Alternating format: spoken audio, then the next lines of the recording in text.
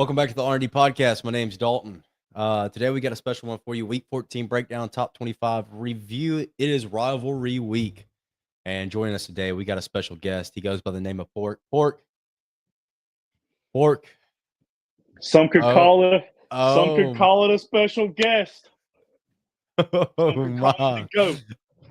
Pork with the entrance live in the flesh. Here we go. Here we What you go. mean? What you Let's talking about? go and get this jumped off, Porkington. Let's see what we got here. Arizona 25, Tulane 24, Georgia Tech 23. Georgia Tech plays Georgia this week, which we'll talk about later on the podcast. Really good matchup there in Atlanta, Georgia. Arizona State, Tennessee, 3-loss Tennessee sitting at 19. Virginia plays Virginia Tech this week, sitting at 18. USC, Texas versus Texas A&M. We're going to be one of the better matchups of the week as well. Michigan, the biggest mover of the whole college football playoff rankings. They are now at 15. Vanderbilt takes on Tennessee this week in Knoxville. Going to be a big one. Diego Pavia, will he be top of a lot of people's Heisman boards at the end of this week? Who knows? Miami, BYU, Carson Beck. He's been on a little bit better of a run here recently after having losing 2 out of 3 earlier on in the season. Bama sitting at 10 after the loss to Oklahoma, but you got Notre Dame right in front of them. And this is kind of where we've had our problems so far with the playoff committee is Alabama being behind Notre Dame at 9 and 10. Alabama having 4 ranked top 25 wins compared to Notre Dame's, 1? And that was Pittsburgh, if I'm not mistaken. They had ASU too. Arizona State and Pitt were on their. We're ranked whenever they beat them. What do you think about this, Sport? What do you think about Bama being behind Notre Dame? Do you think maybe it should have been 8 Oklahoma, 9 Bama, 10 Notre Dame? Honestly, I don't. I mean, I see the issue with it based off of Notre Dame's wins could be the problem there. But then you go and look at Notre Dame's losses. They have the 2 better losses over Alabama. I mean, Mhm. Bama lost to, obviously, Oklahoma, who is just in front of them, but they also lost to a Florida State team who is what? Not only do they have a chance to be bowl eligible anymore, they're what, 4-8 or 4 and Yeah. 7? I mean, I think that's literally the only reason Bama is where they are is because of Florida State. Yeah, the Florida State loss at the beginning of the year hurts. I think also one of the biggest reasons that Bama is right there is because of the late in the year loss. Like, a loss later in the year is way worse than a loss early. And even though Alabama coming off 4 ranked wins and then taking a loss to Oklahoma at home, it's just the nature of the loss, how sloppy and ugly it was not, necessarily good by any means. It's different if Alabama played their best game and got beat and Oklahoma's just their team, but Alabama left a lot of meat on the bones, and they haven't shown improve. Like, they peaked in the middle of the year and have not kind of gotten over that hump and continue to get better. They just remain the same. Through a lot of the year, you haven't seen the run game improve. And a lot of people are saying Notre Dame's getting to be one of the better overall all-around teams in the country. Oklahoma, Brent Venables at 8, Ole Miss at 7, with what Lane Kiffin's going through with the coaching, drama, and the players having to deal with that in the locker room. Really impressive to see him. Oregon jumps to 6 over Ole Miss, which was interesting to me. I think the only reason they gave them that, I think they mentioned it on the show as well, that they only jumped because I think the committee's been waiting on Oregon to beat somebody. And they finally beat USC, which obviously was that one of their few. Have they even having any other ranked wins other than USC? No, not at the moment. Okay, well that was their rank win of the season. I could see why they did. Because I mean, with all the stuff going on around Ole Miss, I could see why they're like, well, Ole Miss should probably be in a tight spot compared to Oregon. Yeah. I see it. I see it. Ole Miss taking on Mississippi State this weekend, which could be a little bit of a sleeper game. This Mississippi State team's played with a lot of teams that they should not have played with, so it'll be interesting to Except see. for Texas, Georgia. yeah, except for Georgia. But first half against Georgia, they looked pretty good. Yeah, it was good until it wasn't. Yeah, no doubt. Texas Tech at 5. They take on West Virginia this week. Should be a good win for them. Texas Tech has a good all-around football team. They showcased that against BYU, so I have no problem with them being where they're at, and I continue to see them to improve and get better and make a pretty deep run this year. Georgia at 4. Georgia has continued to get better throughout the whole year. I think that Georgia overall is especially on the offensive side of the ball is starting to find their groove, and I think them against Georgia Tech this weekend, they'll probably showcase that a little bit more than what they have in the previous weeks. A&M at 3 takes on Texas this week, Indiana 2, and Ohio State at 1. What I mean, is there anything you see in this top 5? No, I think The only mover in the top 4 could have been Georgia, but the Mm. loss to Bama is what's keeping them outside of the top 3 because A&M, well, the sloppy game against South Carolina is hurting them, I feel like, inside the top 3. Had they Yeah. came in and destroyed South Carolina like everybody thought, you probably see Texas A&M coming into this week at number 2 Yeah. rather said than be at 3 because of the sloppy game they had a few weeks back. Yeah, I mean, I don't think there's a reason to bump anything around up that high. I mean, you can't punish any teams for doing well. No. I wonder how many times RJ's going to comment about Auburn in this podcast. We'll get to that game here in a little while, and that way we can have this debate. Stop rage baiting. Alex West said thoughts on Bama over Notre Dame, meaning Bama might get left out. So I think I mean, Or I don't Notre think Bama gets left out if they beat Auburn. I just don't see it. The only way it happens, Bama has to drop, or people in front of them have got to lose. Notre Dame has to lose. Georgia will have to lose, and even then, Georgia still might not get jumped out, given where Georgia Tech is. You still probably have Georgia sitting around that 9 or 10 spot. Well, I think the positioning for Bama behind Notre Dame is kind of like what he was really wanting us to touch on, and the fact of that Bama has the 4 ranked wins over Notre Dame, and the fact that Notre Dame's lost 2 close games, Miami, Texas A&M. What I just keep seeing the Ashton Daniels jersey comment. I just That's saw really that. messing me The up. bad thing is, I saw the whole Scam Newton jersey thing this morning, and it cracked me up. So that's It's- just it's just tickling me. I don't know why it is. But we'll get back on track though. Like Notre Dame being ahead of Bama, I see why they're there, but I don't necessarily agree with it, and I feel like that's okay. I think that trying to be as unbiased as I possibly can. I think if Alabama and Notre Dame match up on a neutral field, I think Bama is the favorite currently. And so how is how is that not enough to necessarily agree and push them up? Like I think that Alabama is the better overall team than Notre Dame at the current moment. I think they had the most battle scars. I think they had the most experience. Mhm. Let's see. Well, here's my scenario. BYU wins the Big 12 auto bid, so that would drop Bama to 11. The number 11 team is getting left out this year if Bama lost to A&M. Yeah, there is a huge possibility that, which you hate to say Mhm. this, that Bama makes it the SEC championship, and a loss in the SEC championship holds them out of the college football playoffs because of what else happens. And what does that mean for conference championships going forward? Because is it worth playing in those conference championships if you're, you know, a team that's only kind of the 8 to 9 to 10 range that could drop out with a loss possibly? I mean, what is there in for teams in playing in conference championships? It's just it's like last year with SMU. The whole reason they're just like, well, we got to protect SMU. They didn't deserve to drop out because it's not their fault they played good enough to make the conference championship. But also at the same time, I mean, you have the guys that auto went in. That's what kicked them out last year. Who was it? ASU that kicked them out last year, I want to or say it's was it Boise Clemson State. that went in? It was Clemson that went in, but Boise State was the 12th bid. Yeah, that's yeah. So I mean, okay, yeah, Yeah, Clemson. There you go. it was Clemson. They got the auto bid because they won the ACC championship after they were like 9-3 when they went into it, 10-2 or something, or 9-3, yeah, something like that. Got made I think they again. lost like all their non-conference games and then just like balled out during their conference games. I'm pretty sure.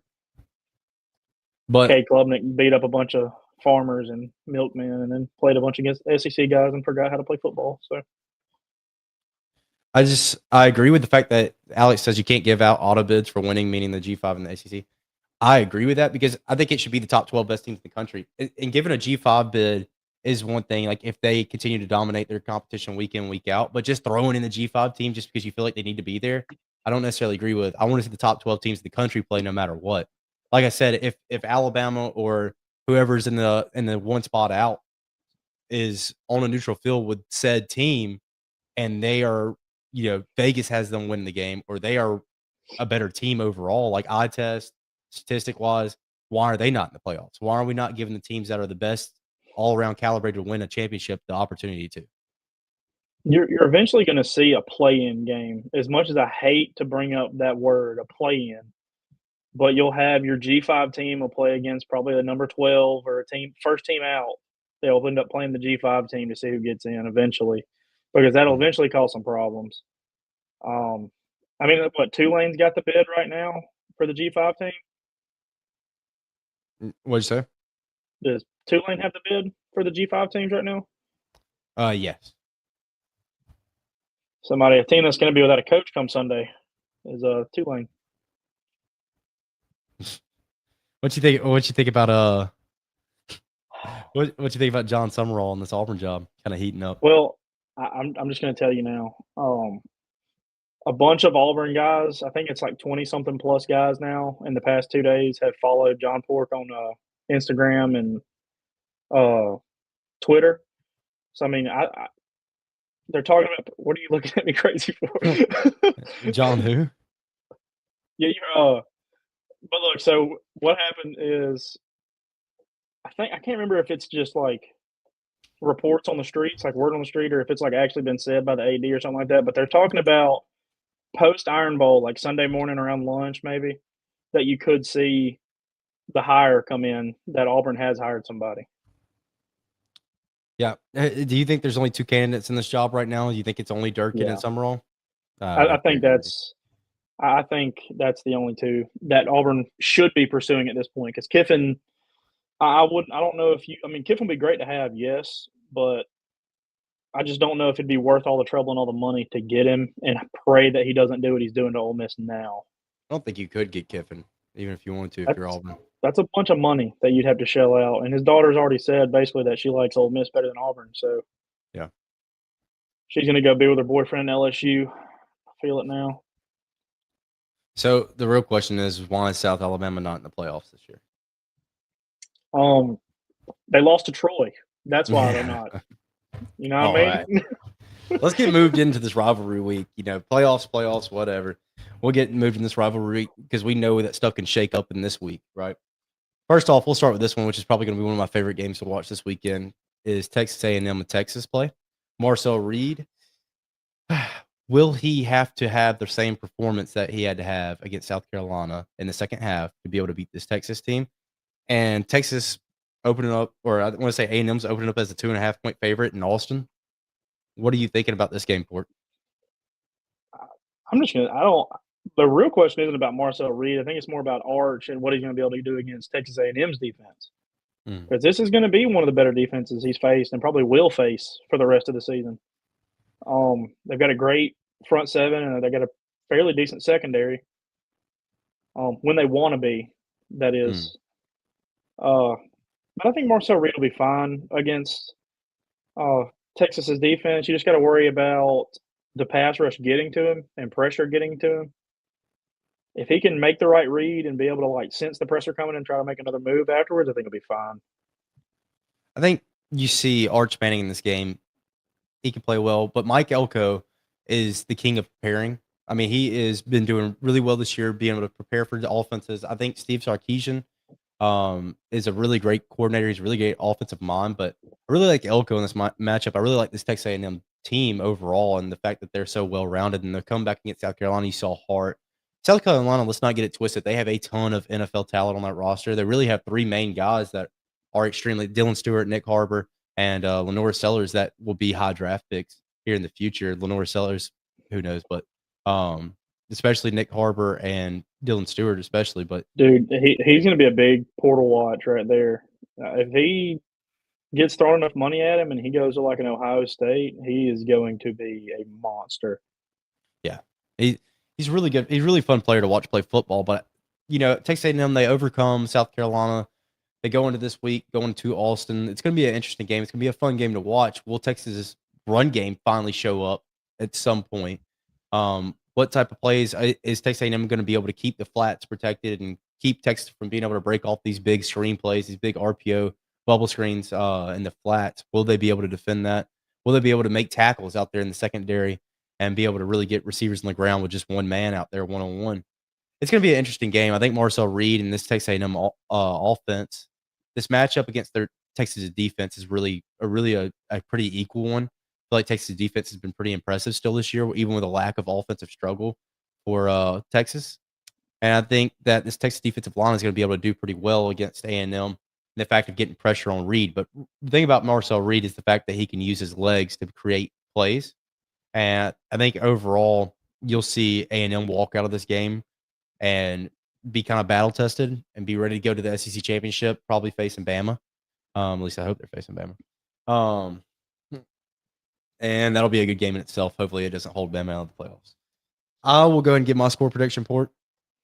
Go ahead. And I sat here and I was kind of thinking about it, weighing it back and forth, and like what's going to go into this game? Is it going to be one of those games that you're going to see a defensive brawl, and then somebody at the end of the game is going to have that one little quarter that they score 14 in, and it really puts them ahead? What is it going to be? Is it going to be a high scoring? Is Arch Manning going to show up in some way? It's a rivalry game. It could be anything. But what I think it's going to be personally is a 31-24 win for Texas A&M. The cover, they get it done on the road. Really impressive win for Marcel Reed. I'm not too far off point wise with you at least. I think A&M does cover, and I think they barely cover. I just think Texas with the drops they've been having, they're very terrible drops from these receivers, and the lack of run game is going to make Arch Manning a sitting duck in the bag. But also at the same time, Texas is going to score just because they're Texas. They've always find a way to crawl into a game and try to stay close. But with that being said, I still think A&M is one of the most complete teams in the country, and I'm going to take them 24-21. Give me the Aggies. 24-21 A&M in Austin. I don't mind that score prediction at all. Hey, and what happened last time? I talked about a team going away on the road and winning by 2. That's all me. Sorry. Let's move on to the next game. 11 a.m. kickoff in Ann Arbor, Michigan. Ohio State Buckeyes going and take on the Wolverines after a little bit of a couple of years of rough bumps for Ryan Day. Will he get socked in the mouth again over there in Ann Arbor? Bryce Underwood coming off a pretty impressive performance the last week. What are you thinking in this game? Or I mean, what? I think Underwood looks really good, and I think this is going to be Ohio State's biggest test until championship week. And Michigan's always had Ohio State's number, at least for the past 3-4 years, maybe. It's I don't know. Ohio State just haven't been tested yet. I just don't see it. I just don't see the big test they've had this year. But with that being said, Julian Sainz completed 80% of his passes, so it's going to be hard to take that away from him. Yeah, I think this offensive line for Ohio State continues to improve every week. I think Carnell Tate being out, I think, is just about as much of an impact as Justice Haynes being out for the season. I think Ohio State up front is the difference in this game on both sides of the ball. I think Michigan's a really talented team, and they have a lot. And they have a lot of firepower that will continue to progress as their careers go on. But as of right now, I don't think they're good enough to match up roster-wise with Ohio State. I think Julian Sainz playing really good ball, but this is going to be his big test since the Texas game at the beginning of the year to see kind of really what he's made of and if he's going to be able to continue to play with the level that he's been playing at with the high completion percentage, the touchdowns, the not really turn the ball over very much. We'll see how it looks. In Ann Arbor, the spread right now, the spread's at, I want to say 10 or 9.5. Let me pull it back up. 10. It's at 9.5 for Ohio State.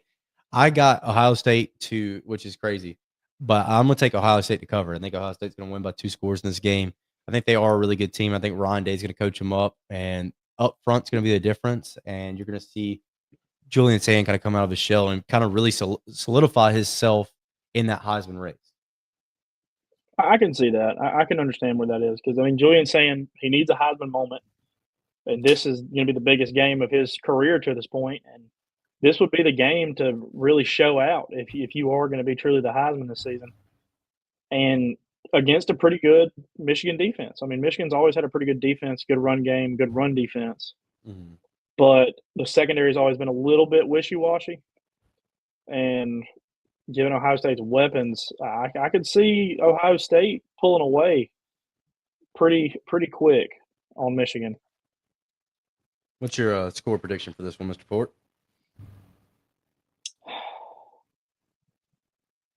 God, man, just because it'd be fun to watch them jump Bama, I want to take Michigan. But I can't. I'm gonna go 35-17. I'm gonna take the Buckeyes up there. They're gonna cover big time. Yeah, I got 28-14. The Buckeyes. I think that's going to be a good one for them to continue to go on to the playoffs. Let's get to the game. RJ just went ahead and Vandy, commented. Tennessee. You're right. Vandy, Tennessee. The Iron Bowl, 6:30, Jordan-Hare Stadium, Saturday night. Fort. This is where The legends are made, voodoo buddy. has been voodooing, buddy. This is where legends are made. Interim head coach DJ Durkin looks to get his Tigers ready to play this Alabama Crimson Tide. Kalen DeBoer coming off a rough week or a good week against Eastern Illinois, but previous week against Oklahoma. How will Alabama be able to correct themselves and be able to steer straight forward and get past this Auburn team to eventually hope to make it the SEC championship? Well, you can't think like that. Alabama's going to go in here and they got to win this game. They got to play, stay present in the moment. Don't think ahead, because if you think ahead, Auburn will win this game. They have the capability of being able to upset people that overlook them. With that being said, Auburn's roster talent is not the question. They have the talent. It's been a coaching issue all year, you feel, and it's been a lack in the quarterback room. But then Ashton Daniels miraculously out of nowhere turns into Tim Cheese. He turns into that guy. Come on, you know what I'm talking. I know what you're talking about. Exactly. Oh, Tim Cheese was a dog, dude. I mean, he was him. He really was. I mean, I hate to say it. I mean, I'm a big Tim Cheese supporter here. Man, I haven't seen somebody play ball like that in a while. But Ashton Daniels absolutely turns it on out of nowhere against Vandy, and just Auburn's defense was struggling to be able to keep them really ahead of Vandy. It's kind of been the flip of a script, right? You got DJ Durkin, has not given up more than 24 points all year, and then you go in the Vandy game, he gives up 45. So Yeah. what's the answer for Auburn in this game, Pork? I'll let you start with Auburn, and I'll finish with Bama, and then we'll compare notes and see what we got to say. But what's the guide to victory for Auburn here against this Bama team? I think DJ Durkin understands that the defense has underperformed these past two games, and going into this week, he has heavily preached defense, and I'm sure he is going to be not taking a step back from the head coaching side. Obviously, he's still going to be doing his duties as the head coach, but he's going to step back and help a little more on defense, I feel, which is needed. I mean, this defense is one of the better skilled defenses we've had in previous years. And I mean, if this defense can just play with an ounce of their talent, I just feel like it'll be a long day for Ty Simpson. But the main thing is, though, the way he has to get to it and get around Bama's offense is – what is he saying? Oh, good God. Why aren't we talking about FCS schools right now? Tulane better. All right, look. Why aren't we discussing FCS schools right now? Anyways, continue. Sorry. Durkin, I think he just needs to let Derek Nix take care of the offense because, I mean, the two games he's been the full-blown offensive coordinator, been the sole play caller. He scored 100 points in two games. Given he scored 60-odd amount of them against Mercer. But he did end up scoring, what was it, 38 against Vandy or something like that? Turtle? I'm sorry. I was reading the RJ's comment. Restate that. I'm sorry. I think that he needs to let Derek Nix just solely take care of the offense and not worry about the offense at all, personnel-wise, and let Derek Nix kind of control it. Because the two games he has been the sole play caller, he scored 100 and something points, given 60 of them were against Mercer. What about that Kentucky game? Do you think that was a Hugh Freeze thing with Ashton Daniels? I'm going to be honest with you. I don't know. I hate to say it like this. It's going to sound really Auburn fanish. But I think everyone knew Hugh was out. So they're just like, you know what? Let's get him going for real. Let's go ahead and get this game rolling. I don't want to say they threw it because obviously that's a terrible thing to do at home against Kentucky of all teams. Yeah. But I think it was just the way the plays were getting called. It was just wrong yardages. We weren't getting into good spots on second and long. We were throwing on 2nd and 10 instead of trying to get 3 or 4 yards and make it 3rd and manageable. And I mean, he looked fine against Vandy, though. I mean, he came in and really showed poise in the pocket, and he looked very comfortable. I think Ashton Daniels' improvement has been very eye-catching over the past 2 weeks, right? I think against Mercer, he showed that he had continued to sustain his improvement. With Mercer, I mean, they're FCS school, but it's one thing to go out there and just absolutely throw the can away, right? Against Vanderbilt, you saw when after Hugh Freeze is out, Derek Nix is the sole guy. He played very well. You saw the defense struggle, like I was saying, but Ashton Daniels as a whole has been playing pretty well. We'll see how he does against Bama. Gets his first actual, I feel like top tier defense he's played. And I'm sorry, not against Eastern Illinois. I mean, not against Mercer. Mercer I'm sorry. in Kentucky. I meant Kentucky because he played well. He played well in the third quarter and on against Kentucky. Just didn't really have the opportunity to win the game. Yeah. Or was it Arkansas? Was it Arkansas? Arkansas. He won the game against Arkansas. Yeah. It was Arkansas that he came in and played well. So Kentucky was he came in and led the comeback to win the Arkansas game, and then Kentucky was his first career start with Auburn. The defense was a huge part about that comeback in Arkansas, but he still played well. He managed the ball well, probably better than what Jackson Arnold would have done, stayed on the field, etc. Yep. But Ashton Daniels, is he the best guy in the quarterback room for Auburn? It seems to be at the moment. Is this Alabama defense going to be the best defense he's seen so far? Yes. I just said defense won the Arkansas game. I'm pretty sure I just said that. Yeah, you did. You just said that. Don't worry about it. I was making sure. But either way, Alabama's going to be the best defense Ashton Daniels has seen all year. He did not have the greatest track record at Stanford as far as keeping the ball to himself and not to ever given the defense. What in your mind is going to say that in this game, right? Say that Ashton Daniels doesn't throw picks and he holds on the ball. Is that possible for him in this game? Is Alabama's defense going to be a little too much for him? What are you thinking as far as defense, offensive wise for Auburn in this game? During the Vandy game, a lot of unblocked guys got into the backfield on him, and he was able to evade them and get around them and try to get to a different spot and make another play, or just take the ball and go up the middle with it as well and realize the pressure is coming. With that being said, Alabama's defense their defensive line is very good. And if you are Derek Nix and you are calling this game, you need to keep Bama's defensive line honest and be ready to try to stop the run as well as pass rush. And you've also got to watch that Auburn is they're not afraid to throw a check down or throw out of the backfield. You haven't seen much thrown out of the backfield this season. But this will be the game where Auburn will start trying crazy stuff, like always, to win the game. They're not afraid to do something different to win. I think like Auburn's offensive line has not been what it was supposed to be at the beginning of the year, right? Preseason, we thought their offensive line was going to be definitely one of the top 5, top 6 offensive lines in the SEC. They're going to be right there in between that mid-tier to pretty good in the SEC. Mm-hmm. They just have not been that. They have not been that. Connor Lew gets hurt, etc. So what's that run game for Auburn going to look like? That's what's going to say a lot to me. And if Auburn can still, I don't want to say hang around, but be, keep it convincingly be to where they can win this game. Yeah. And what's that run game going to be like? What's Jeremiah Cobb going to look like? Because Cam Coleman's great, but if you can't run the ball, Alabama, they have players maybe that can't make the play every time, but they can make them enough to where we can win the game. So Jeremiah Cobb also is not just a ground threat. He is also a threat blocking-wise in the backfield. He is not afraid to chip a linebacker coming up one of the center gaps, or to try to knock a defensive lineman over who's trying to get around one of the tackles. And with that being said, though, it is going to be hard to get Jeremiah Cobb started if the pass game is not there, which Bama has shown they have great safeties, and their corners are pretty decent. The issue mainly is with the offensive line is that the Connor Lew injury does suck. The guy they have put in there, though, at center has been playing pretty good. He's big. He's a huge guy. I don't know if you've seen him. He's enormous. Yeah.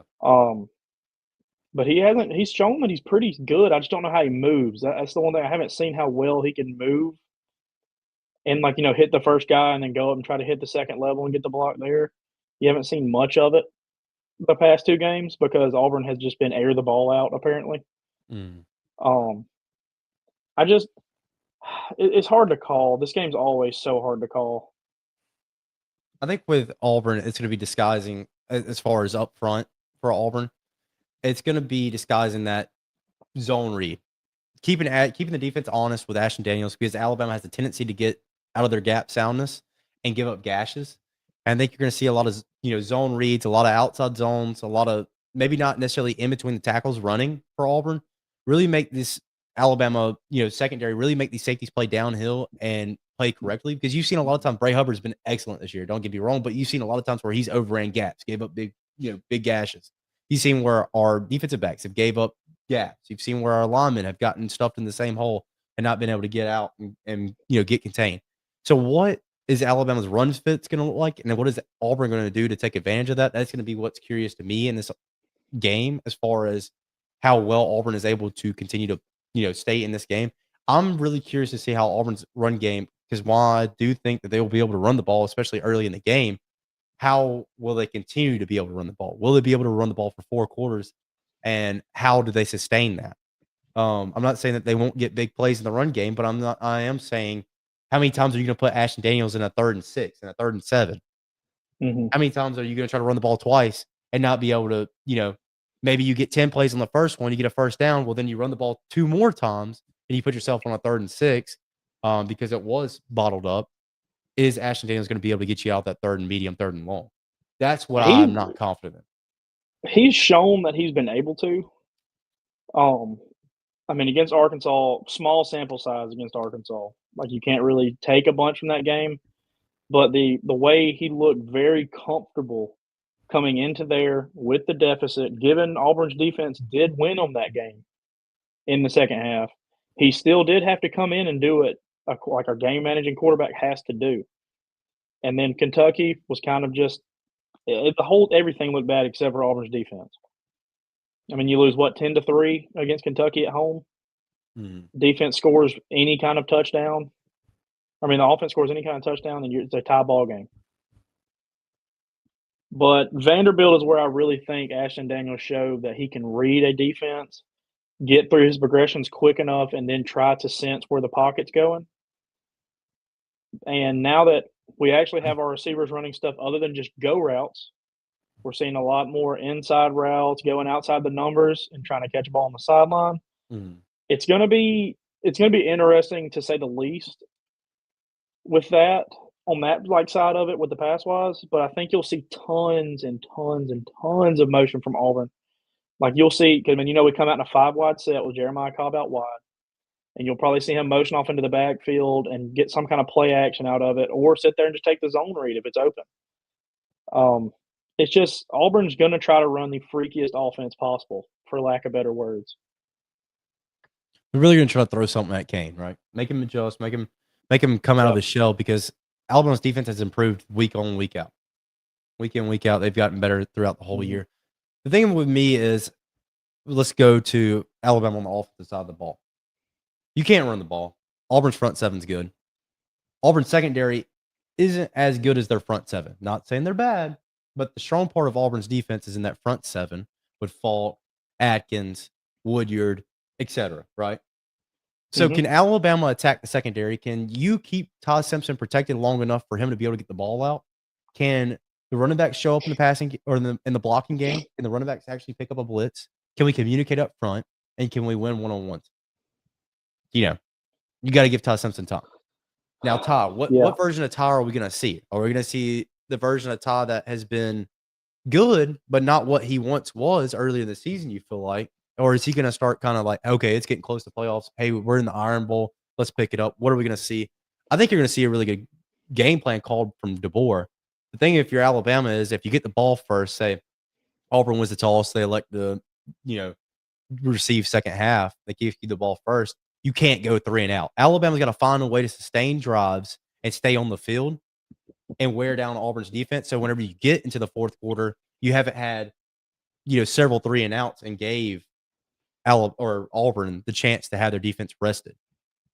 RJ says 3 turnovers from Alabama's offense. And here's the thing about this is I feel like Auburn's offense is going to have 2. I feel like Ashton Daniels isn't going to be able to take care of the ball. I do feel like you'll get a strip sack at some point from Xavier Atkins in this game. I do feel like you may have a mistake from a fumble, etc. But I really think Auburn's offense and the turnovers on that category is going to be a factor in this game as well, because Ashton Daniels has been good, but it's a matter of time before he makes a mistake. It's a matter of time before the walls come like crumbling down. And where does he go whenever he gets adversity? How will he do whenever he's facing a defense? Because let's be honest, Alabama's pass rush is 10 times better than Vandy's. I feel pretty confident saying that. Quay Russal's back this week or last week. He's going to be able to play this week. Deontay Pierre has been good. So what is that going to look like? Auburn barely turns the ball over because they're never on the field. Beginning of the season, they were never on the field. 3 and out. Offense is awful. You had a good offense against Vanderbilt, but really, other than that, haven't been very great. So you could say. So Kentucky-wise would be the only game you could kind of see where Ashton Daniels goes headspace, like a headspace level on it. Even though you still did have the worst coach in the country coaching at that point in time. He had, 2 picks against Kentucky, I think. Mm-hmm. He never looked truly, like, rattled. He looked more confused with what was going on. And that's the thing you gotta worry about is someone leading your team having a level of confusion that he had against Kentucky. And this is a team that is 10 times Kentucky. Mm-hmm. And they've got a better secondary than what we saw against Vandy and a better front seven than we have against Vandy. You know, Ashton Daniels, while Auburn has not, still Oklahoma at 11 sacks, not 1 sack fumble. But here's the thing, brother. You had 11 sacks. That's not a good statistic no matter how you twist it. So you had 11 sacks. Great. Jackson Arnold covered up the ball whenever he was getting sacked. But you probably didn't have some turnovers because he just took the sack and started throwing the football and throwing it into windows. Jackson Arnold at the beginning of the year was being accused of not throwing into windows and not throwing the ball confidently to save from having picks because he had picks at Oklahoma, and that was his issue. Mm-hmm. What I'm saying is Auburn doesn't have as many turnovers because they haven't been aggressive with the football on offense all year due to the fact that they have not been confident in their scheme. Well, now they're confident in their scheme. They look extremely confident, which is what you would have to worry if you're Kane Womack here is that you've got a Auburn team with more talent than they know what to do with, coming in as confident as any Auburn team has ever came into the Iron Bowl. Because I'm sorry. Continue. I didn't mean to cut you off. No, that's what I was trying to say. I was just trying to say. Well, my point is when is Ashton Daniels going to show flaws, right? When is this Auburn offense going to show flaws? Because they look good and they haven't been as aggressive with the football all year. And now they're starting to get a little confident. Now they're starting to kind of find their mojo. But it's been against lesser defenses than what they're facing to face. So do they show flaws here? Ashton Daniels has been turnover prone his whole career. I mean, if you want stats, let's go back to 2023. 11-8, 11 touchdowns, 8 interceptions. Let's go back to last year, 10 and 12, more interceptions than you had touchdowns. So when is this inconsistency going to show for Ashton Daniels over the air? And when is Alabama going to be able to get pressure on him in this game to make him make mistakes? Even if it maybe is at turnovers, but it's forcing him to take sacks. Incompletions or making him to like go down with the ball, yeah. Yes, and that's all. That I'm not saying that's necessarily going to happen, but that's my case scenario for this game. That's what I could see happening, and I think that. But with that being said, you've got to hope as Bama's defense you don't overcommit to trying to make him go down in the backfield because he is one that can make a play in the backfield, and he has good enough legs to make a big play on the ground. He has shown his ability to improvise is above average, in my opinion. He's a very above average improviser in the backfield with an average arm. And, I mean, that's all you really need with the receivers Auburn has right now. They've got some of the best receivers in the nation. Cam Coleman. And in my opinion, the best receiver in the nation, Cam Coleman. All you Jeremiah Smith like lovers, y'all can kiss it. I don't care. I think at the end of the day, Cam Coleman is going to be a sole factor of why Auburn is still in this game in the fourth quarter. Maybe not in this game, but still knocking around at winning the game, right? Saying in this game is like they should get blown out. I don't think Auburn's going to get blown out, especially not. Well, apparently, if you win by 14, you're getting blown out.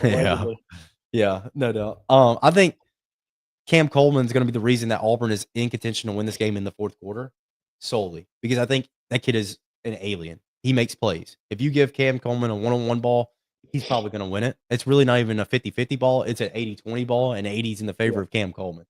I think sacks for Auburn in this game are going to be a big issue.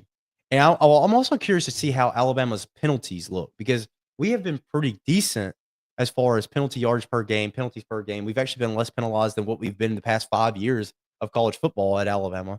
So is that going to continue in Jordan Hare Stadium? Who knows? I hope so. Because if They not, just haven't. I don't know because they haven't played against a stadium that gets that loud like Jordan Hare will. Sanford Jordan Hare will Stadium. compete with. I don't think they get as loud as those rowdy Auburn kids do. I'm telling you, a 6:30 kickoff in Jordan Hare.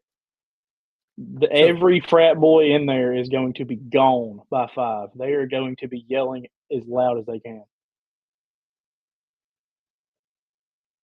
See, this is my thing with RJ, right?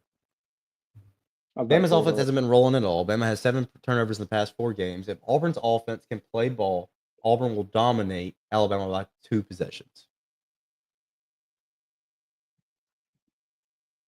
Dominate. That's a term. See, RJ's takes are very strong, right? They are very strong in the fact of saying dominate. You notice how every time I've been talking about this Alabama-Auburn game, I have not said Alabama will dominate Auburn, right? Mm-hmm. You notice how I have not said that. Because I don't feel like there's a domination in an Iron Bowl unless it was, 2023? Yeah, when Robbie Ashford went to Tuscaloosa. Yeah. That's the only time I was there for that, by the way.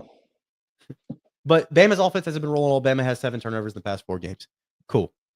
2 of them were special teams. 1 of them was a Hail Mary. So 3 turnovers in the past 4 games. 1 of them's been a strip sack. Cool. Whatever. But at the same time, it's not like it's just been an absolutely blow-up fest. It hasn't been pretty, but it also has showed flashes. And Alabama has found a way to win games against teams that are highly ranked, higher ranked than Auburn. Maybe at home. Okay.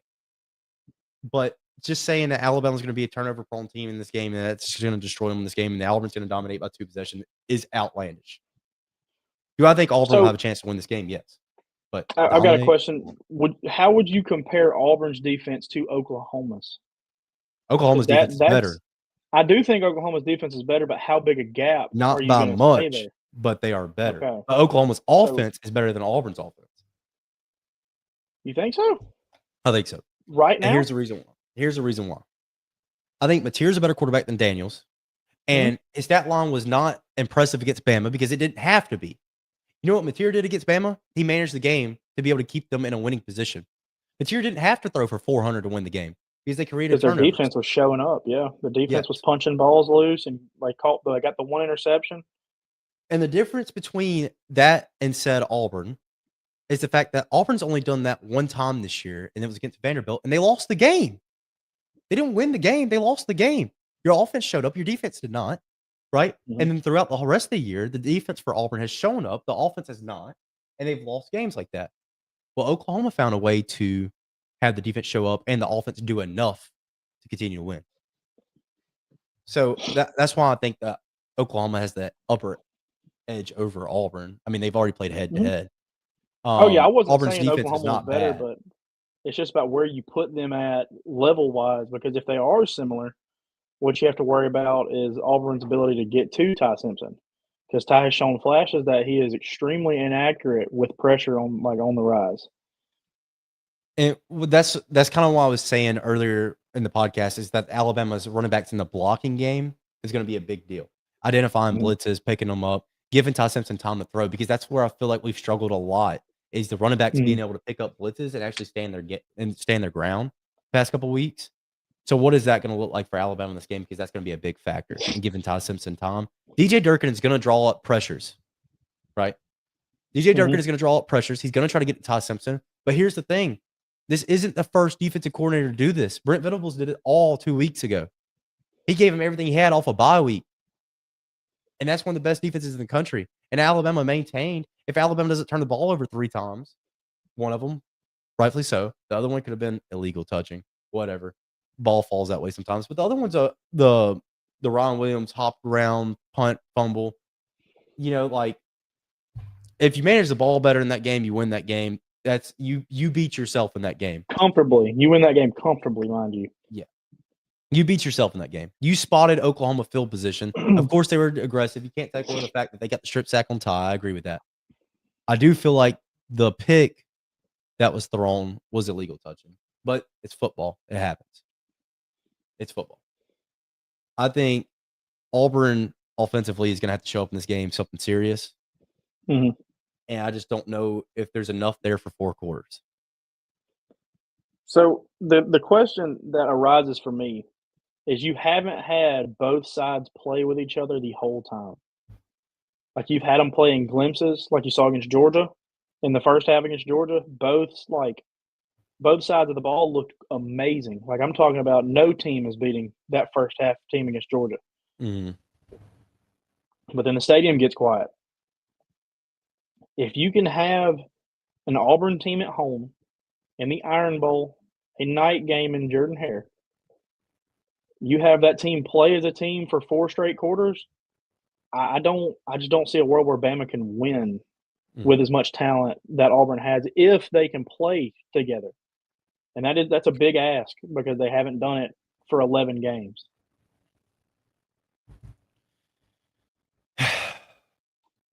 It's gonna be nonetheless. It's gonna be interesting in Jordan-Hare, right? It's gonna be one. Pull this up real quick. The fact I saw that too. I was trying not to acknowledge it. Yeah, if Oklahoma could run the ball, yes. If Cam Newton was back, then Auburn won the national championship, right?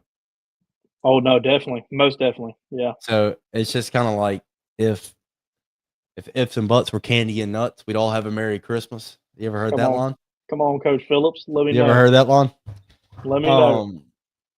Huntington legend, by the way. You can't say your run D is good because did I say our run defense was good? But I will say that Oklahoma ran the ball for 28 times and only had 78 yards. They only ran for 2.4 yards. They have shown that they are an underperforming run offense, though, all year. Also, John they Messier improved has the past been 3 90% games. of their yards. But also, they improved the past 3 games. Progression, yeah. I'll give them that. They have been showing progression.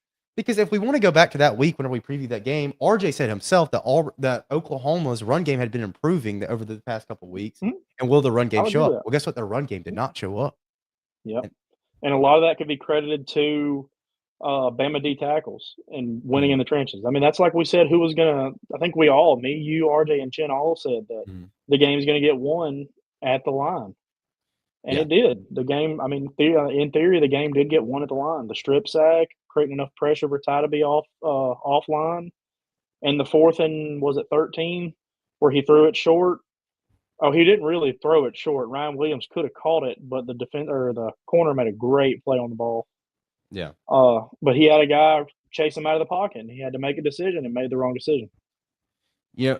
And another thing with the fact of Bama being bad against the run, I just said defense, did I not? I said Oklahoma's defense, 28 carries, 77 yards, 2.5 yards per carry. If I didn't, I meant Oklahoma's offense. Which, I mean, you got to look at it too. Auburn's rush offense last week, outside of Deuce Knight, wasn't great. I mean, we had what, 48? No, we probably outside of the quarterbacks, because I'm not counting Jackson Arnold. He's a glorified Auburn player at this point. Your running backs had 50, 60 yards on the day against Mercer. I mean, I watched Jeremiah Cobb get stood up at the line about 3 or 4 times, and that's not what you want to see. Considering that defense is nothing like the defense that they're going to walk into this weekend. Yeah. I mean, I agree. I think that Ashton Daniels has not seen a defense of this caliber yet in his career at Auburn, and I think that's going to be a big telltale sign. Probably later in the game. I do think Auburn will be in striking position in the 4th quarter, but not have enough. I think Alabama's run defense will show up. Oklahoma's defense will. I'm so confused on what he's trying to say. I will say this though. Alabama's defense against the run. The defense against run has not been the issue in the fact of they give up. Like, they don't give up 10 yards per run like people think they do. They give up 3 yards, 2 yards, 3 yards, 2 yards, 3 yards, 2 yards, and then about that 10th rush they'll give up 30, and that's where the problem comes, right? Because you look back whenever we played Missouri, what they were like the highest rushing team against us. Oh, they were the best SEC like rushing SEC team in the SEC. And Honestly, they they were ran top they ran for 2. 163, right? They ran That's for 100 low for them. That's low for them. against Bama. And 2 of those runs were a Bo Beulah run for 60 yards to start the game. And then the running back run in the second quarter. After that, Alabama fixed it. And since then, they've been pretty good. Mhm. I mean, I don't feel like the run defense has been the problem for Alabama while we've been in close games or been losing games. They were good against South Carolina. They were good against Vandy. Or, I mean, they were good against Tennessee. They were good against South Carolina. Tennessee had the 2 gash runs, but we won 37-20. We found a way to win. Mhm.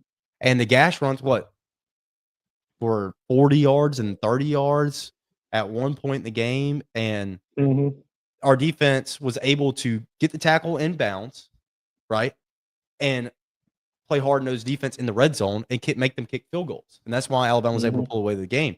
And Tennessee ran the ball 33 times, 142 yards, 4.3. That's not what you want to see, but I feel like that's kind of buffed due to breakaway runs that got stopped in the red zone. I feel like if Alabama can play good red zone defense and make Auburn kick field goals and not get in the end zone, that Alabama will eventually find the end zone and be able to score. I don't know if Auburn's red zone offense is good enough to play with Alabama in the red zone on defense. Alabama has Yeah, been I was about very to say good in the Auburn's red red zone. zone offense hasn't been super great all year, but Alabama's defense has been very great in the red zone. Most of the time when they're getting touchdowns scored on them, it's chunk plays or explosive plays that just break all the way to the Mhm. house. That's with the words kicks getting said. How confident are you that if Bama can't get into the end zone early, that Connor Talty can put one through the uprights? Not at all. And So, okay, you get like, hate for let's say that. 4th and 10 on the 35, right? Just go for it. 4th and 10 is crazy. On the 35, I'd probably kick the field goal. Right? But I'm just saying, is Connor Talty? You think Connor Talty's kicking a 50-yard field goal? 4th and 3 on the 35, I'm going for it. 4th and 4 on the 35, I'm going for it. 4th and 10, I don't know about You that. don't think so? Mhm. I don't know about Mm. that. You gotta give the kid a chance. He hasn't been good, but don't throw away points without even trying to score, trying to get them. You know what I'm saying? Especially if you had 2 negatives in a row to be able to put you in a 4th and 10, don't continue to give Mhm. Auburn momentum. Oh yeah, Um, because that's the biggest key though for Bama is to get the fans out of the game.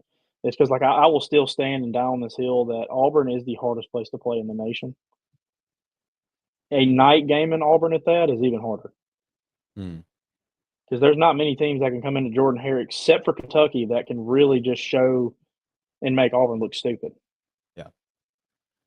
I do not. We'll get onto our score predictions and we'll say kind of what we have in mind that it will propel said team to a win. I think with Bama, right? I'm gonna go ahead and give my score prediction and I'll give the reason why. I got Bama winning this game 27 to Auburn's 21. Here's the reason why. Is because I think Alabama later in the game will maybe not necessarily be able to score the ball well, but we'll be able to find a way to move the ball down the field and run time off the clock. I think Auburn's offense after the first half will kind of run out of juice. I think they'll start off strong. They started off strong in a lot of games all year in the first half.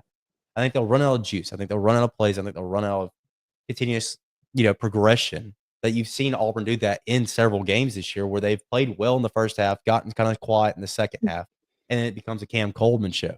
And I think while I think Cam Coleman's going to make plays in this game, if you're Alabama, you got to know that the best player on the field is going to make plays at some point.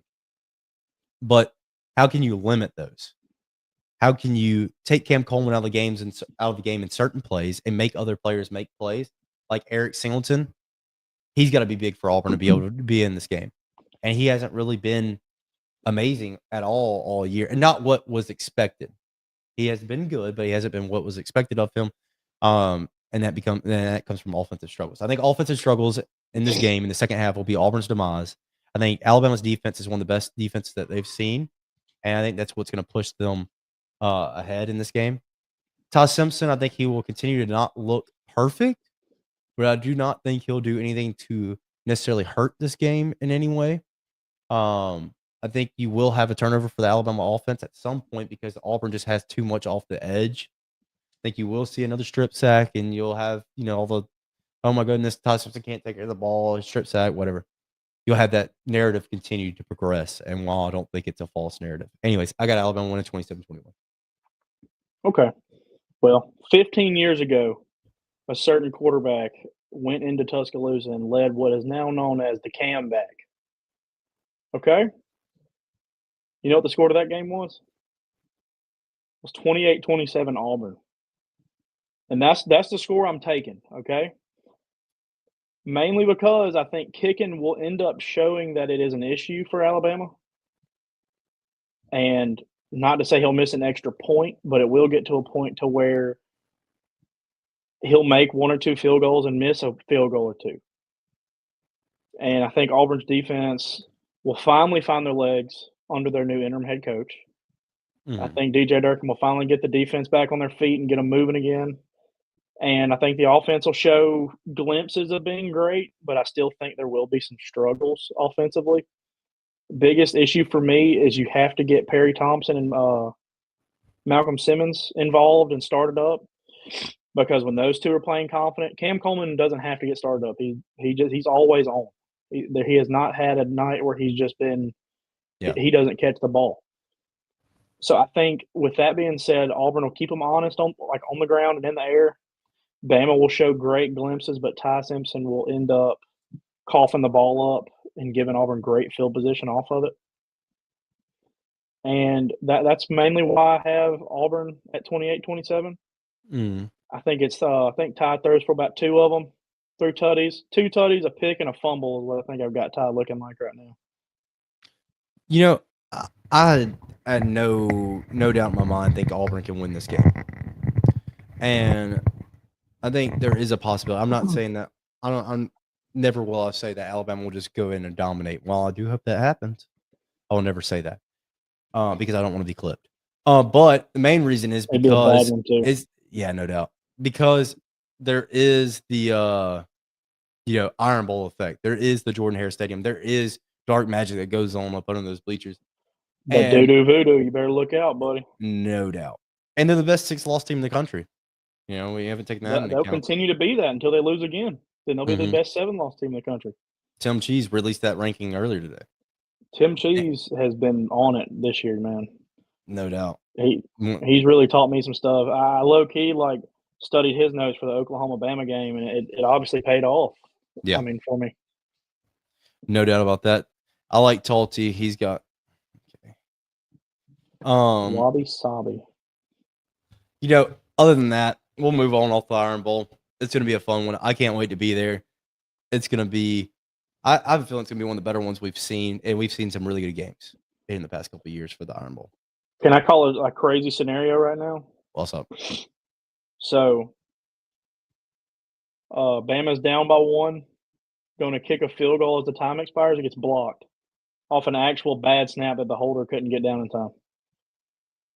And Talty's finally able to holler or yell at the Talty crashes out. Oh my gosh. We'll get to see a Talty crash out. Field gets stormed and he's just beating the snapper up. Oh God.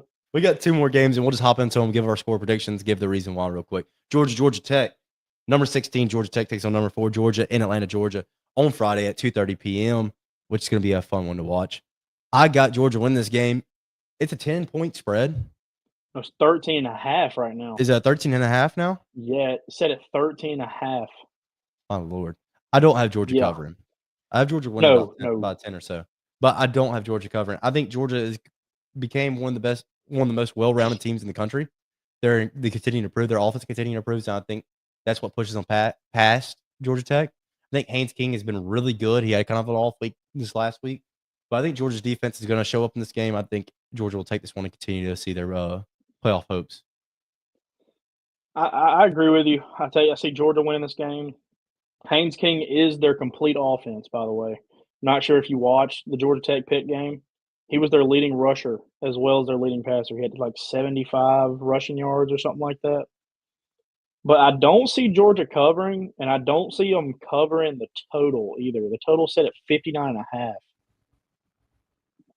I've got them sitting Oh God. Did you see the Auburn losing What? by 30 to Michigan? What is this? What? Yeah, Michigan 55, Auburn 28 right now. Oh no! I didn't know that. Oh God, I didn't At the realize end, that was about to be Auburn. at the end of the half. Rough Oh, night. they're good. It's the comeback all over again.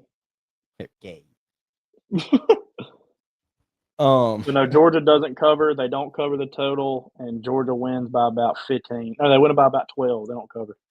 What's your? I got Georgia winning 38-21. I think Georgia's offense could show up in this game. I think Gunnar Stockton's going to solidify his reasoning for being the top 5 in the Heisman. I've got them 21-10. And the reason I have that is Haynes King will get a look in touchdown in trash time, but that's about it, dude. Georgia's defense is so good. Yeah. Georgia looks to continue to move forward into their playoff hopes. We'll move on to Vanderbilt, Tennessee, which is going to be an interesting one. Diego Pavia. I've seen Diego Pavia as high as 2 on some Heisman polls. I've seen Diego Pavia 3, 4, 5. He's all over the board in the Heisman. He's playing well. He's cocky. He's good. He's all the above, right? His mom's dating Theo Vaughn, supposedly. Who knows? That's none of my business. They go to Knoxville to play the best 3-loss team in the country in Tennessee. Joey Aguilar, we know what he does. He throws the ball like crazy. He throws it to the defense every now and then, but he throws the ball nonetheless. Is Vandy's defense going to be good enough to stop Tennessee? And is Vandy's offense going to be good enough to score with Tennessee in this game? Is Pavia going to be good enough? What is this game for you, Port? What are you thinking? And what's your score prediction? So Vandy could barely keep up with Auburn throwing the ball and keep up with their pass attack. I think Tennessee is going to throw for about 500 yards on Vandy's defense. And I think Tennessee will end up scoring somewhere in the 40s, maybe even approach that 50 mark. But the thing I worry about Vandy is Pavia trying to do too much. Yeah. Because it was like the start of the Texas game. You know, they kind of just got clipped. They kind of got clipped early in the game, and Pavia was trying to do too much. And now he came back. They still lost that Texas game, right? I'm not misthinking about that game, right? Yeah. I mean, they came back and didn't win it, but still everybody's like, "Oh, he came back against Texas." I don't care about all that. I don't want to hear all that. Nah, loss. What you got? So score prediction wise, I think it's Yep. 49-17 Tennessee. They cover by a million. Lord. Yeah. 49-17. Yeah. I thought mine was fixing to be crazy. 49-17. Nah, you saw what they did in the swamps. First time they've won there in like 20 years. Dogged them out. 49-17. 49-17. Rivalry week. Vandy is not like that. They're in Knoxville. Come on. It is going to be Rocky Top. It's going to be singing out there. I thought mine was going to be crazy, right? But I'm going to go ahead and say Josh Heupel ends out the year on a good one. He's going to go to a good bowl game. Tennessee ends up 9-3. They beat Vandy at home 41-31. And here's the reason why. I think Tennessee's offense is very high-powered. I think they're going to be able to move the ball. I think they're going to be able to score at will, right? Nonetheless. Star Thomas, I think Joey Aguilar, I think Chris Basil. They're all great. Vandy, I don't know if the consistency is there for me to be able to say that they can score with Tennessee. And I don't think their defense is good enough to get stops as much as they're going to need them necessarily. Tennessee's defense has not been extremely impressive. Don't get me wrong. But they are going to have the capability to be able to get Vandy in some bad positions. And this crowd for Tennessee is going to be the biggest factor in this game with what they have coming in this game, right? Vandy, they got Diego Pavia. They're talking trash, 14th ranked country. Tennessee has not been as impressive as what they were hoping to be, right? We all kind of knew that they weren't going to be maybe amazing this year because of the fact that they were having to rebuild that roster a little bit after last year. But Tennessee fans are going to be looking to kind of ruin somebody's hopes. And I think this is going to be the week. I think Pavia is going to walk into Knoxville, kind of get punched in the mouth. Still play a good game. Not saying the kid's bad at all. He's a great player. But not going to have enough around him necessarily to be able to go into Knoxville and win this game. That's why I got Tennessee 41-31. My Lord. Hey, 49-17. Mark your calendars, buddy. 49-17. My Lord, Port. Hey, if that comes into fruition, it's going to look crazy is all I'm going to say. So, let me tell you something, Port. Uh-oh. So, whenever we go to, or whenever I go to Auburn this weekend, Here we go. Bro's bringing out props. Whenever I go to Auburn this weekend, bro, you know what I'm gonna have on there. No, I'm gonna have put these the on. overalls down. Yeah, I'm gonna have these on right here, right? And you know what happens when I have these on for? Just guess. Just guess. Are we doing this right now? Is this Straight what we're doing? B2A. I think Bama's gonna get it done this weekend, buddy. And that's Hey. we're gonna end the podcast on that. I just want to end the podcast on some rage bait. Hey, same thing with DeBoer's black hoodie. You better hope you don't pull up in that thing. They're gonna drop it. They're gonna drop the game. It's over with. Alrighty. But this has been a fun one. I figured this Iron Bowl week is gonna be a lot of fun. I think it's gonna be a lot of hostility in the group chat coming into this weekend. I think there's gonna be a lot of talk. It's always fun when the Iron Bowl comes around. One in like the players. I think we're gonna see a fight, hopefully. And I've got my money on Auburn. I'm gonna tell you. Well, the thing is Bama different. has everything to lose, and Auburn has absolutely nothing. That's what makes this one so fun to watch. Mhm. And Durkin's trying to fight for that coaching spot, right? He's trying to fight to get the head coaching job. So he's going to throw everything he can out there. Don't ignore me when I call you after the game. Hey, RJ. Uh-oh.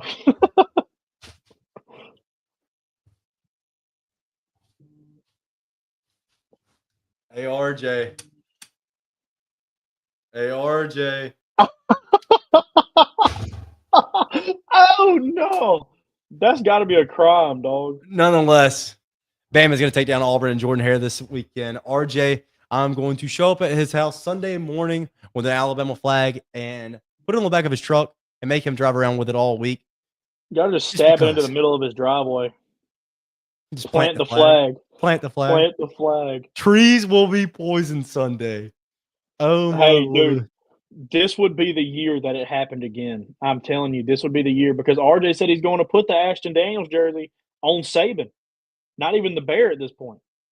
Here's the thing. After Alabama wins this game, Cam Coleman's going to transfer to Bama next year. No. And he's going to be top 5 in the Heisman next year. And that's where we can end the podcast on because, that's kind of what happens. Thank you for stopping back by the R&D podcast. Luckily, we were not joined by RJ today. Otherwise, I would have been rage baited for the whole hour and would not have gotten off this podcast in an hour. This has been a fun one. Bait. Iron Bowl week. Appreciate Port for joining us. It was a pleasure, Port. Ain't no problem. You know how it goes. War Eagle and Roll Tide down the toilet bowl.